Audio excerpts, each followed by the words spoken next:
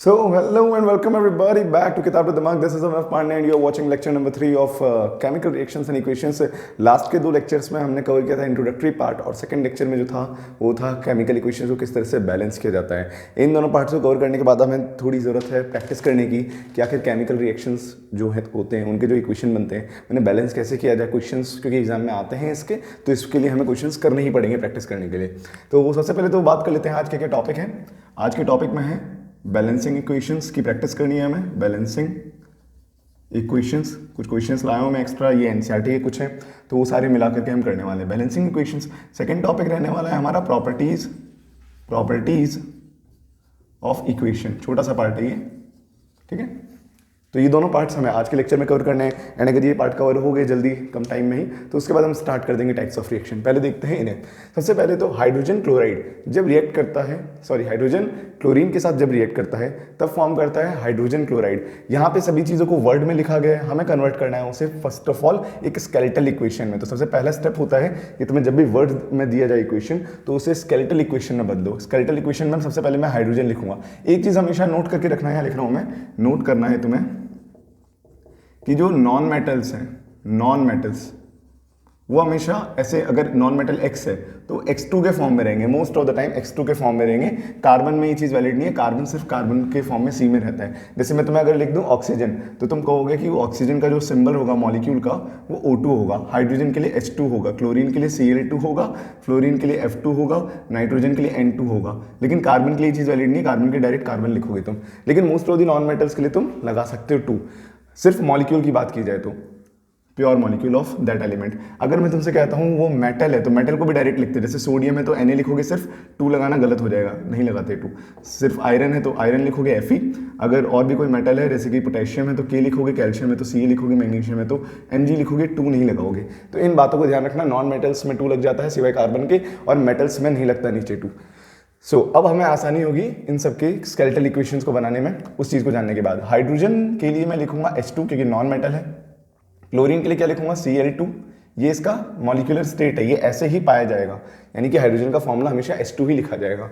Hydrogen chloride बना रहे हैं ये। हाइड्रोजन क्लोराइड क्या होता है, इसका फॉर्मूला याद कर लो। अब मैंने तुम्हें बोला था जैसे जैसे चैप्टर बढ़ेगा जो पार्ट याद करने का होगा वो मैं तुम्हें बताते जाऊंगा। तो यहाँ पे तुम्हें HCl इसका फॉर्मूला होता है, हाइड्रोजन क्लोरीन जब मिल करके HCl बनाते हैं। तो ये जो फॉर्मूला है तुम्हें आसानी से आ जाएगा कैसे बनाना है। हाइड्रोजन की वैलेंसी होती है 1, क्लोरीन की वैलेंसी होती है 1, इसकी पॉजिटिव 1 इसकी नेगेटिव 1, दोनों मिल करके बनाते हैं क्या, HCl। HCl हमारे पास बन चुका है। अब ये स्केलेटल इक्वेशन था, इसको बैलेंस करना है तो अब हमारे पास आंसर आ जाएगा। एक्चुअली मैं एनसीईआरटी में पेज नंबर 6 में दिए हैं क्वेश्चंस। तो वो बैलेंस करने पे क्या आएगा, देखो सबसे पहले मैंने बोला था लेफ्ट से राइट जाना है। लेफ्ट में 2 हाइड्रोजन है, राइट साइड में 1 हाइड्रोजन का एटम है। तो सबसे पहले तो हाइड्रोजन को बैलेंस कर देता हूँ मैं। यहाँ पे 2 हाइड्रोजन के एटम हो गए।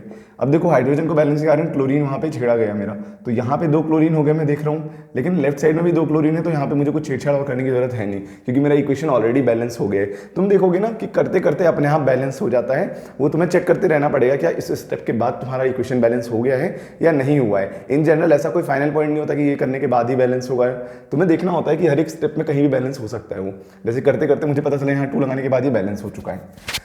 सेकेंड आते हैं, बैरियम क्लोराइड जो है वो रिएक्ट कर रहा है एल्यूमिनियम सल्फेट के साथ। अब तुम्हें यहाँ पे इंट्रोड्यूस कर देता हूँ थोड़ा बैरियम से। बैरियम के बारे में तुमने कम सुना होगा, यहाँ कोने में लिख देता हूँ। बैरियम, इसकी वैलेंसी होती है 2 होती है, ठीक है।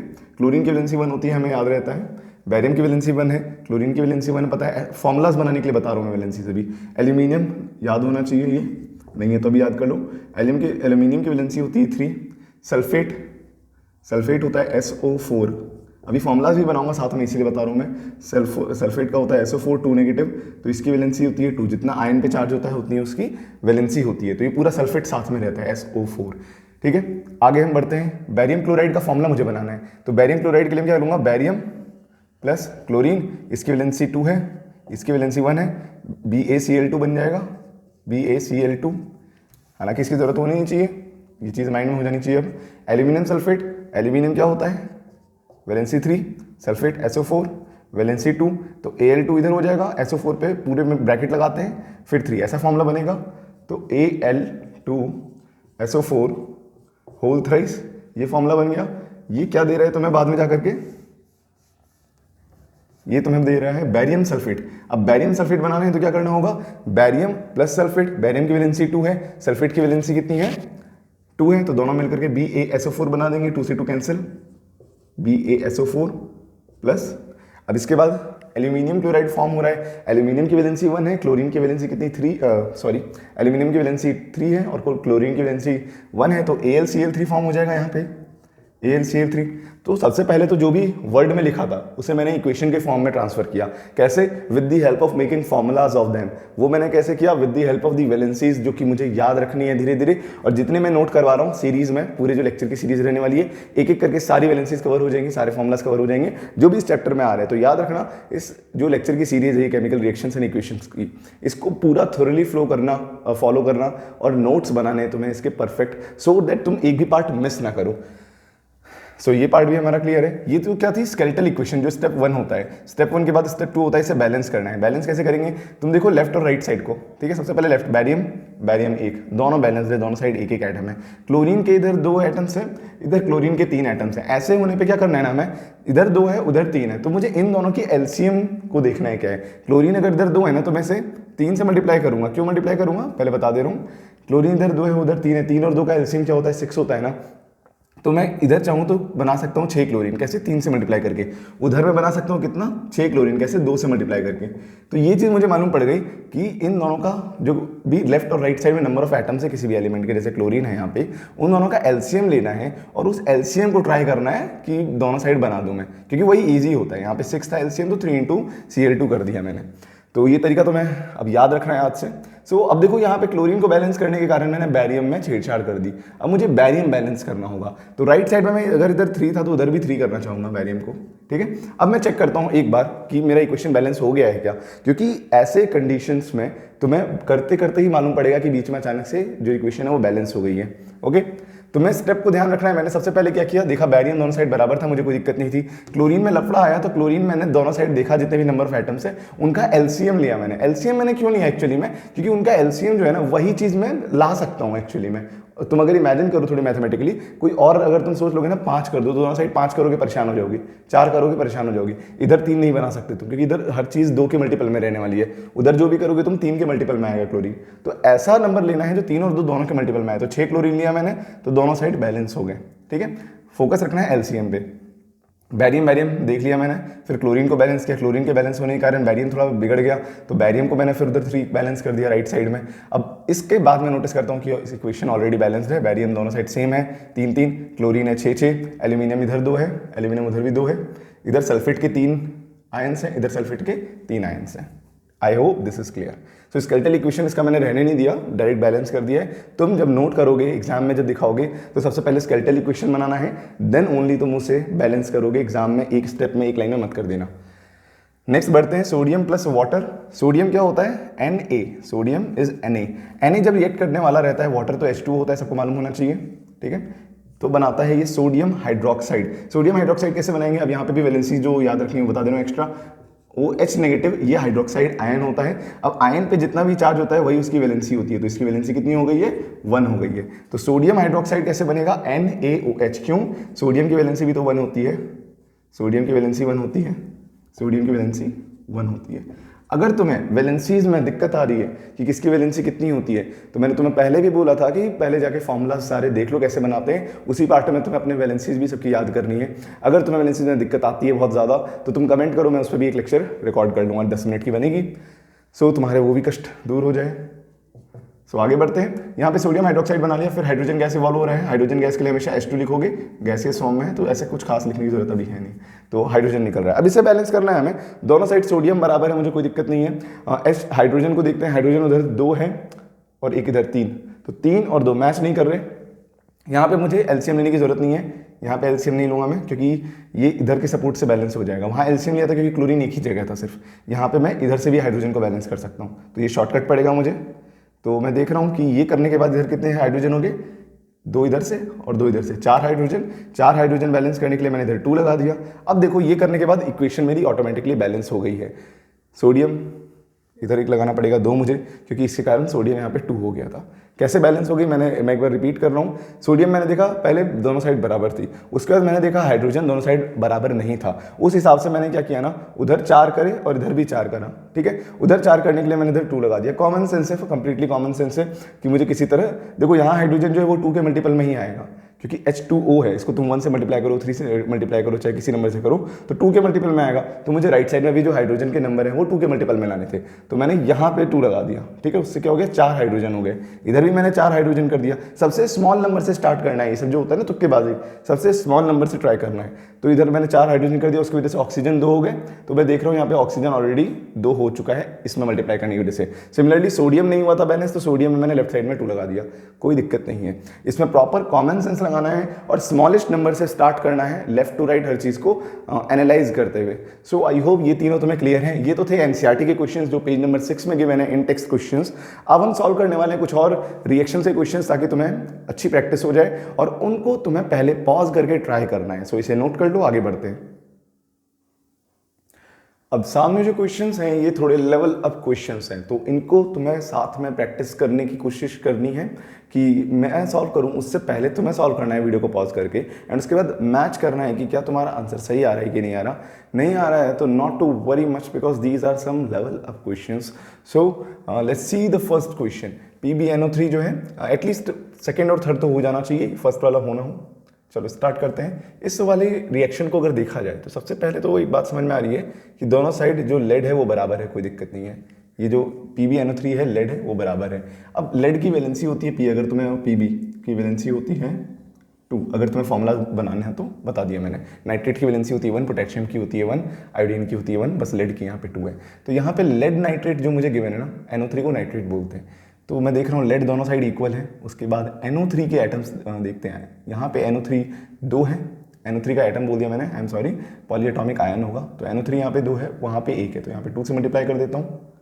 हुआ क्या, उससे देखो लेफ्ट टू राइट जा रहा हूँ मैं और मैं चेक करते चल रहा हूँ हर चीज़ बराबर है कि नहीं। और जहाँ पे पॉलीएटॉमिक आयंस हो गए, पॉलीएटॉमिक आयंस किन्हें कहते हैं, जैसे NO3 हो गया, सल्फेट हो गया, CO3 हो गया, ठीक है। इस पे 2 नेगेटिव, इस पे 1 नेगेटिव, इस पे 2 नेगेटिव, ऐसे ये जो आयंस होते हैं इनको कहा जाता है पॉलीएटॉमिक आयंस। तो पॉलीएटॉमिक आयंस को ना कंप्लीट देख लिया करो, वो इजी पड़ता है हर बार। तो NO3 यहाँ पे 2 मैंने कर दिए, ठीक है, कोई दिक्कत नहीं है मेरे पास। अब आते हैं पोटेशियम, इधर छेड़ा गया है तो पोटेशियम को ठीक करना है मुझे। इधर 2 पोटेशियम हो गए थे, तो यहाँ पे भी मैं 2 से मल्टीप्लाई कर देता हूँ। इसके बाद बचा लास्ट आयोडीन। आयोडीन में देख रहा हूँ इधर 2 है, उधर भी 2 हो गए। So it was an easy question, I think ज़्यादा हार्ड नहीं था, थोड़ा कॉमन सेंस चाहिए था।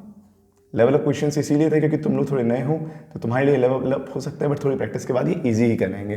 तो यहाँ पे ये ध्यान रखना, इधर 2 लगा, उधर 2 लगा, तो इसे बैलेंस करके अलग से लिखने की जरूरत नहीं है, बैलेंस हो चुका है। नेक्स्ट इक्वेशन जो है ना यहाँ पे हमारे पास, वो है कंबशन ऑफ इथेन। इसे कहते हैं इथेन, ये जो है इसे कहते हैं इथेन। खैर तुम्हें याद करने की जरूरत नहीं है कि इथेन क्या होता है। कार्बोनेट्स कंपाउंड जो तुम्हारा 5th चैप्टर है उसमें हम इसे बहुत बढ़िया से एनालाइज करने वाले हैं, तो तुम्हें चिंता करने की जरूरत नहीं है कि इथेन क्या होता है। अभी बस इसके बैलेंसिंग पे ध्यान देनी है। सबसे पहले लेफ्ट टू राइट जाते हैं। कार्बन देख रहा हूँ मैं यहाँ पे 2 है, राइट साइड में भी 2 होना चाहिए, 2 से मल्टीप्लाई कर दिया बिना सोचे। आगे बढ़ते हैं। हाइड्रोजन यहाँ पे 6, उधर हाइड्रोजन कितने होने चाहिए, 6 ही होने चाहिए, तो इधर 3 से मल्टीप्लाई कर दूंगा तो मुझे दिखने 6 हाइड्रोजन हो जाएंगे। अब बात करते हैं ऑक्सीजन की। ऑक्सीजन इधर 2 है, उधर ऑक्सीजन हो गए 3, और इधर 2CO2। तो यहाँ पे चलो इसको आगे बढ़ाते हैं थोड़ा सा। इससे पहले मुझे तुम्हें एक फॉर्मूला बताना पड़ेगा, वो फॉर्मूला एक बार डिस्कस कर लेते हैं। जब भी किसी हाइड्रोकार्बन यानी कार्बन और हाइड्रोजन के कंपाउंड की बैलेंसिंग करनी होती है तो उसमें एक फॉर्मूला काम आता है। क्या काम आता है, देखो CXHY टाइप का अगर कोई सा भी कंपाउंड है, उसे जब तुम ऑक्सीजन के साथ बर्न करते हो तो तुम्हारे पास फॉर्म होता है XCO2 प्लस YH2O, Y/2H2O। ये हर बार तुम्हारा रहने वाला है। और जो O2 का रहेगा ना बैलेंस करते समय, वो हमेशा बनता है X + Y/4। ये एक फॉर्मूला रहता है जो कि तुम्हें बैलेंस करते समय ध्यान रखना है। इसमें वो जो नॉर्मल ट्रिक है जिससे बैलेंस किया जाता है वो यूज़ करोगे तो काफ़ी लेंदी पड़ जाएगा, इसीलिए मैंने इस फॉर्मूला को पहले बता दिया तुम्हें। चलो इस फॉर्मूला को अप्लाई करते हैं। हालांकि इसमें जो बोर्ड्स में क्वेश्चन आते हैं काफ़ी ईजी आते हैं, तुम देख के बता सकते हो, बट अगर ऐसा कभी क्वेश्चन आ गया कि इथेन का बताओ या फिर तुम्हें और कोई कॉम्प्लेक्स मॉलिक्यूल दे दिए, C3H10 दे दिए, इस तरह का दे दिया तो तुम इस फॉर्मूला का यूज़ कर सकते हो। हालांकि मैं कहूँगा ये ज़्यादा इंपॉर्टेंट नहीं है, बहुत कम क्वेश्चंस आते हैं इस पर, फिर भी हम क्वेश्चंस को समझ रहे हैं। अभी हमारा स्टार्ट हुआ है 10th, तो हम कोई भी चीज़ ना छोड़ें तो बेहतर होगा। तो C2H6 है। अब इसे आगे बढ़ाते हैं थोड़ा। यहाँ पे मैं देख रहा हूँ x कितना है मेरा 2 है और y मैच करूँगा तो 6 आ रहा है मेरा। तो जो इक्वेशन बनेगी कुछ ऐसी है बनेगी C2H6 प्लस O2 पे कितना लगेगा x plus y by 4। X है मेरा यहाँ पे 2 प्लस वाई क्या है हमारा 6/4। ये चीज़ क्या हो जाएगी मेरी 2 प्लस 3/2। अब 2 प्लस 3/2 कर लोगे तो तुम्हारा आ जाएगा यहाँ पे 7/2 O2 और राइट साइड में ये बैलेंस होकर के बन जाएगा। अभी इस चीज़ को हटा रहा हूँ मैं यहाँ पे, राइट साइड में बन जाएगा CO2। अब ये XCO2 होना चाहिए तो x है यहाँ पे 2 तो 2 times CO2 plus y/2 y है हमारा यहाँ पे 6 तो 6/2 यानी 3H2O। ये तुम्हारा इक्वेशन बन गया। लेकिन 7/2 ये तो बहुत अजीब सा लग रहा है थोड़ा। ऐसे तो तुम इस तरह से बैलेंस करोगे तो चलेगा, कोई दिक्कत नहीं है। बट अगर तुम्हें अजीब सा लग रहा है तो तुम पूरे इक्वेशन को 2 से मल्टीप्लाई कर सकते हो, कोई दिक्कत नहीं है, बात बराबर रहने वाली है। तो उसमें क्या होगा फिर यहाँ पे 2 आ जाएगा, ठीक है, ये 6 का 2 कट जाएगा, ये 4 हो जाएगा 2 से मल्टीप्लाई करने पे, ये 2 से मल्टीप्लाई करने पे 6 हो जाएगा। तो हमारी इक्वेशन ऐसे बन जाएगी, ठीक है। तो इस फॉर्मूला का यूज़ कर सकते हो तुम, ठीक है। और उसमें जो O2 का तुम्हारा हर बार आएगा ना कोफिशिएंट, वो हो सकता है फ्रैक्शन में आ जाए, क्योंकि O2 के जो कोफिशिएंट है वो फ्रैक्शन में बनता है कई बार। तो यहाँ पे जब फ्रैक्शन में आ जाए तो टोटल को उसके डिनोमिनेटर से मल्टीप्लाई कर देना, बैलेंस हो जाएगा। अब तुम देखोगे ये इक्वेशन बैलेंस हो चुकी है। तो ये वाला मैंने क्यों कराया, जब 10th में नहीं आता है ज़्यादा तो क्यों कराया मैंने, इसे मैंने इसलिए कराया सो दैट तुम अब अगर कभी चाहो कि किसी कार्बन के कंपाउंड की कंबशनिंग हो रही है, कोई जल रहा है कार्बन के कंपाउंड में, कौन सा कार्बन का कंपाउंड जो हाइड्रोजन के साथ बनता है, कार्बन और हाइड्रोजन से, उसके बर्निंग का जो इक्वेशन होता है उसे बैलेंस करना चाहो तो तुम्हें तकलीफ ना हो, दिक्कत ना हो, क्योंकि 5th चैप्टर आएगा तो उसमें बैलेंस करना पड़ सकता है तुम्हें। और इसमें कुछ इक्वेशंस तुम्हें मिलने वाली हैं जिसको देख के तुम्हें चल रहेगा कि इसको बैलेंस करना सीख लेता हूँ मैं, या ट्राई करता हूँ इसको बैलेंस करने का। तो इसलिए मैंने अभी बता दिया सो दैट तुम 5th चैप्टर में जाने के बाद परेशान ना होगी किस तरह से किया जाएगा इसको बैलेंस। सो इसको अभी इतना इंपॉर्टेंट नहीं है, आगे जाके इंपॉर्टेंस रहेगी इसकी। कुछ इक्वेशंस मिलने वाले हैं तुम्हें इस तरह के, तो उसमें तुम्हें रटना नहीं पड़ेगा बैलेंस कैसे करते हैं। सो आगे बढ़ते हैं। H2SO4 रिएक्ट कर रहा है सोडियम हाइड्रोक्साइड के साथ, फॉर्म कर रहा है सोडियम सल्फेट और H2O, ठीक है। अब ये जो रिएक्शन हो रही है इसे कहते हैं एसिड बेस रिएक्शन। ये एसिड है सल्फ्यूरिक एसिड, ये सोडियम हाइड्रोक्साइड एक बेस है। खैर ये 2nd चैप्टर में आने वाला है ये रिएक्शन, तो अभी उतना ध्यान नहीं देते हैं कि कैसा रिएक्शन है, बस देखते हैं बैलेंस कैसे करेंगे। हाइड्रोजन को मैच करना है सबसे पहले, तो इधर 2 हाइड्रोजन है उधर भी 2 हाइड्रोजन है, कोई आपत्ति नहीं है। सोडियम को देखो तो इधर 2 सोडियम नहीं है लेकिन उधर 2 है, तो इधर क्या करना चाहिए मुझे 2 से मल्टीप्लाई कर देना चाहिए। तो H2SO4 plus 2NaOH that gives you Na2SO4 plus H2O। अब देखते हैं सोडियम मैच हो गया, सल्फेट देखो हाइड्रोजन मैच कर लिया था हमने, सल्फेट मैच हो गया, सोडियम मैच हो गया। अब हमें क्या मैच करना है, ये लास्ट के ऑक्सीजन और हाइड्रोजन को देख लेते हैं एक बार। यहाँ पे इस वाले हाइड्रोजन को मैंने मैच कर लिया था, ये लास्ट वाला हाइड्रोजन नहीं देखा था मैंने।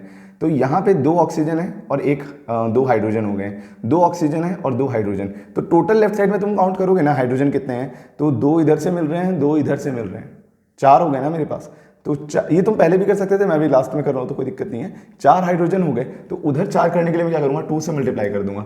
तो होगा क्या, जो ऑक्सीजन यहाँ पे एक एक्स्ट्रा था वो भी बैलेंस हो गया। कैसे बैलेंस हो गया देख लेते हैं। सल्फेट को मैंने बोला था पूरा एज इट इज देखोगे, जो भी पॉलीएटॉमिक आयन होता है उसको एज इट इज देखोगे, इसीलिए मैंने इसका ऑक्सीजन काउंट नहीं किया था अलग से। तो ये सल्फेट तो मैंने एज इट इज मैच कर दिया। जो यहाँ पे 2 हाइड्रोजन थे, यहाँ से 2 हाइड्रोजन मिले, मैंने देखा यहाँ पे बराबर हुए 4 हाइड्रोजन हो गए। ऑक्सीजन यहाँ से एक्स्ट्रा मुझे 2 मिल रहे थे, तो वो भी यहाँ पे मैच हो गया।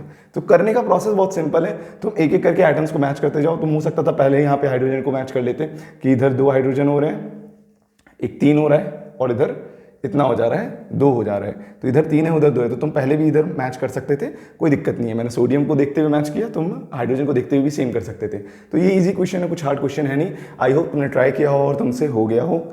सो आगे बढ़ते हैं। अब हमारी प्रैक्टिस अच्छी खासी हो गई है। अगर तुम्हें दिक्कत आई इन क्वेश्चंस को सॉल्व करने में तो मैं कहूँगा इन्हीं क्वेश्चंस को रीअटेम्प्ट करो। मैंने कल से आज तक में जितने कराए, कल के लेक्चर में भी कराए थे कुछ questions. So let's begin our second part of the lecture, that is properties of equation. So let's see now the properties of equation. Properties of equation का क्या मतलब हुआ?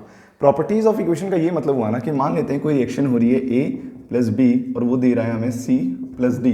इससे हमें इन्फॉर्मेशन कितनी मिल रही है, इतना ही मिल रहा है कि A जो है B के साथ रिएक्ट कर रहा है और C और D उससे प्रोड्यूस हो रहे हैं। बट इसके बाद अगर देखा जाए तो इसमें हमें एक और चीज़ इंपॉर्टेंट चाहिए रहेगी ना कि रिएक्शन कैसे हो रहा है, मतलब कि किन कंडीशंस में हो रहा है। क्या ये रिएक्शन धूप में हो रहा है, क्या ये रिएक्शन जो है बहुत हाई प्रेशर देने पे हो रहा है, या फिर इस रिएक्शन में जो तुमने ए लिया है वो सॉलिड लिया है, लिक्विड फेज में लिया है, या फिर ए जो है तुम्हारा गैस है। ये इन्फॉर्मेशन हमें जब क्लियर करानी होती है ना, तो स्टेटमेंट में अगर इस चीज़ को लिखोगे तो वो बहुत लंबा चौड़ा पड़ जाएगा। हमने ऐसा टेक्निक डिवाइस किया है रिएक्शन में ही, रिएक्शन की इक्वेशन में ही, कि जो भी रिएक्शन के कंडीशंस हैं और उस रिएक्शन में जो जितने भी एलिमेंट्स यूज हुए, जितने भी कंपाउंड्स यूज हुए रिएक्ट करने के लिए, उन सब्सटेंसेस का फेज हम उसी में दिखा सकें। तो यहाँ पे मैंने दो चीज़ों की बात की कि रिएक्शन के अंदर, रिएक्शन की इक्वेशन के अंदर मुझे दो इन्फॉर्मेशन चाहिए क्लियरली। कौन सी पहली इन्फॉर्मेशन चाहिए? पहला कि उसमें जो भी सब्सटेंसेस रिएक्ट कर रहे हैं वो किस फेज में है। फेज का मतलब होता है सॉलिड में है, लिक्विड में है, कि गैस में है, या फिर एक्वस फेज में है। एक्वस फेज अभी एक्सप्लेन करने वाला हूँ मैं। एंड दूसरा इन्फॉर्मेशन मेरे को ये चाहिए रहता है कि जब वो रिएक्शन हो रही है तो उसमें क्या कंडीशन है, क्या उसमें सनलाइट चाहिए, क्या उसमें बहुत ज़्यादा हीट चाहिए, उसमें प्रेशर कितना होना चाहिए रिएक्शन के टाइम पे, या उस रिएक्शन के टाइम पे कुछ कैटलिस्ट भी चाहिए। कैटलिस्ट क्या होता है फर्दर चैप्टर में पढ़ने वाले हैं, सो अभी इस पर वरी मत करना। या फिर उस रिएक्शन को करते समय क्या चाहिए, कंटेनर बंद होना चाहिए, खुला होना चाहिए। इन सब बातों को किस तरह से रिप्रेजेंट करना है। सबसे पहला तो था कि रिप्रेजेंटिंग फिजिकल स्टेट को, फिजिकल स्टेट कह दो या फिर फेज कह दो, दोनों एक ही चीज़ होती है, ठीक है। तो रिप्रेजेंटिंग फिजिकल स्टेट कैसे करते हैं वो समझते हैं। सबसे पहले एक एग्जांपल लेते हैं, Fe जो रिएक्ट कर रहा है किसके साथ, H2O के साथ। ये रिएक्शन हमने फर्स्ट लेक्चर में भी देखा था, फर्स्ट या सेकेंड लेक्चर में, जो कि प्रोड्यूस कर रहा है Fe3O4 प्लस H2 गैस। अब इसको थोड़ा बैलेंस कर लेते हैं फटाफट से। 3 हो गया इधर, 4 हो गया इधर, 4 हो गया, चलो ठीक है, बैलेंस हो गया। अब तुम इसे बैलेंस कर सकते हो, माइंड में हमने लास्ट लेक्चर में किया था। अब इसके बाद मैं तुम्हें कह रहा हूँ ना, ये सॉलिड फेज में है, सॉलिड फेज में है। ये कह रहा हूँ मैं तुम्हें स्टीम के फॉर्म में। स्टीम क्या होता है समझते हो ना सब, भाप होती है। Fe3O4 में तुमसे कह रहा हूँ कि ये सॉलिड है, एंड ये H2 जो है ना, H2O नहीं है, सॉरी, दिस इज गैस, ये गैस है इसमें। तो इसे तुम किस तरह से लिख सकते हो कि ये चीज़ें जो तुमने लंबा लंबा करके लिखा है वो इक्वेशन में दिख जाए। तो सॉलिड के लिए हम सिंबल यूज करते हैं S, याद रखना, सॉलिड के लिए S यूज किया जाता है। स्टीम क्या है, गैस ही तो है ना, स्टीम एक गैस ही होती है। तो स्टीम को के लिए मैं लिख दूंगा इधर गैस, ठीक है, G फॉर गैस। अब यहाँ सॉलिड है तो अगेन ये मैं यहाँ पे छोटा सा ब्रैकेट डाल के सॉलिड लिख दूंगा, ठीक है। तो मैं इतना कंजस्टेड नहीं लिखना, फैला फैला कर लिखना, कोई दिक्कत नहीं है। H2 क्या है, गैस है, तो यहाँ पे मैं गैस के लिए G लिख दूंगा। तो आई होप ये तुम्हें क्लियर हो गया होगा कि सॉलिड और गैस को तो कैसे लिखते हैं, वो समझ में आ गया। लिक्विड के लिए क्या लिखोगे, अगर कभी लिक्विड फेज में कुछ आ गया ना, तो लिक्विड के लिए लिखते हैं, मैं यहाँ साइड में लिख देता हूँ। लिक्विड के लिए लिखोगे L, सॉलिड के लिए लिखोगे S, और गैस के लिए लिखोगे G, और अगर एक्वस हो गया, एक्वस, उसके लिए लिखोगे AQ। अब एक्वस क्या होता है वो समझाता हूँ मैं तुम्हें। एक्वस जो है ना वो लिक्विड के जैसा ही है। इसका क्या मतलब हो गया, लेकिन लिक्विड नहीं है प्योरली, ये लिक्विड के जैसा है बट लिक्विड नहीं है। इसकी डेफिनेशन क्या होती है ना, एक्वस फेज होता है ना व्हेन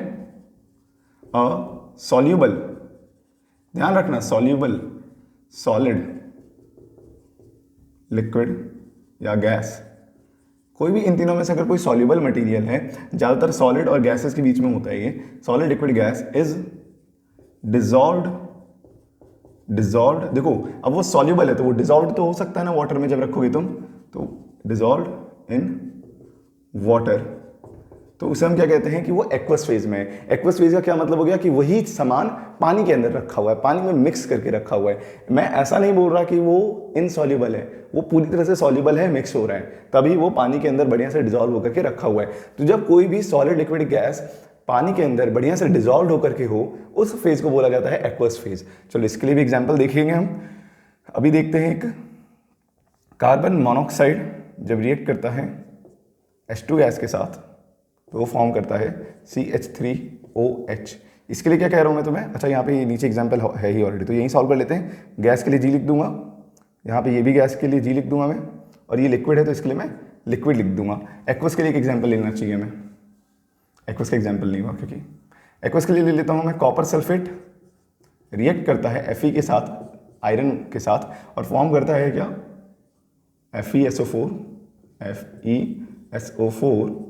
प्लस कॉपर। ये चीज़ फॉर्म हो रही है। इसमें जो कॉपर सल्फेट होता है ना वो एक्वस फेज में रहता है। I should make more space, CuSO4, ये एक्वस फेज में रहता है। रीज़न क्या है, क्योंकि ये डिजॉल्वेबल होता है, सॉल्युबल होता है पानी के अंदर, तो ये पानी के अंदर ही रिएक्शन हो रहा है टोटल।